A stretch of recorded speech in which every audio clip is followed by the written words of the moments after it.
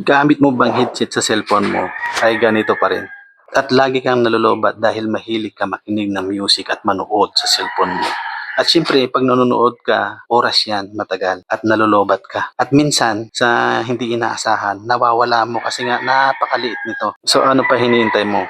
Magpalit ka na ng ganito. Kasi for sure, walang lobat to dahil nga hindi na charge ito. Sinasaksak na lang doon sa cellphone mo. At kagandahan pa nito, kung Type-C yung cellphone mo, meron kang pagpipilian kung ganito Type-C at jack na ganyan. Madalas itong Type-C mabilis maubusan kasi kadalasan ng cellphone ngayon ay naka-Type-C na kaya mabilis siya maubos. So, yun. So, bihira na lang yung ganito pero meron kang pagpipilian sa dalawa. At sigurado akong hindi ka magsisisi sa tunog nito kasi napaka-solid ang tunog nito. Buong buo yung bass, solid yung kalansing niya. Kasi nga, Orashare ito, branded. So yan, Orashare yan Siguradong maganda ang tunog nito kasi Orashare. Kaya hindi ka magsisisi kung ito yung kinuha mong headset At mag-ingat ka sa iba na hindi branded kasi nga minsan hindi gumagana sa cellphone mo pag Type-C yung cellphone mo kasi nasubukan ko na rin yun at hindi ko na nairepad. Sayang din yung nabili kong headset. So sa wakas, ito nakakuha tayo ng Orashare na Type-C, ganyan. Gumana dito sa cellphone ko na ginagamit ko. Kaya walang problema pag nanonood ako, nakikinig ako ng music. So kahit ilang oras pa yan. So wala ka nang iniintindi na kinacharge, ganyan, baka mawala pa kasi nga ganito na siya. Hindi katulad nito na nalolobat. Pag hindi mo nailagay dito,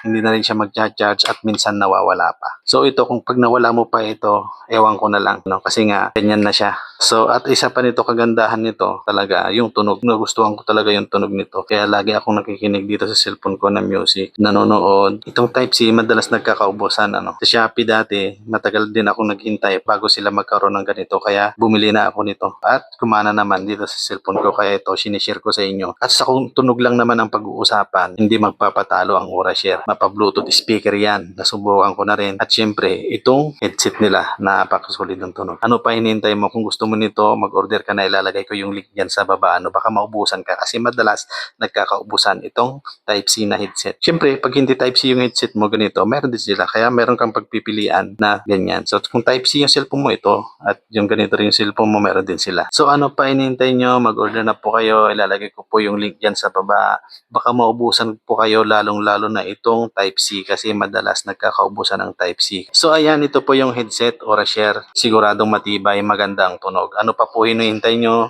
Mag-order na po kayo. Ilalagay ko po yung link dyan sa baba. I-click nyo na po. Bago pa kayo maubusan. Click nyo na yung link. Nandyan lang sa baba. Salamat. Ciao. Peace out.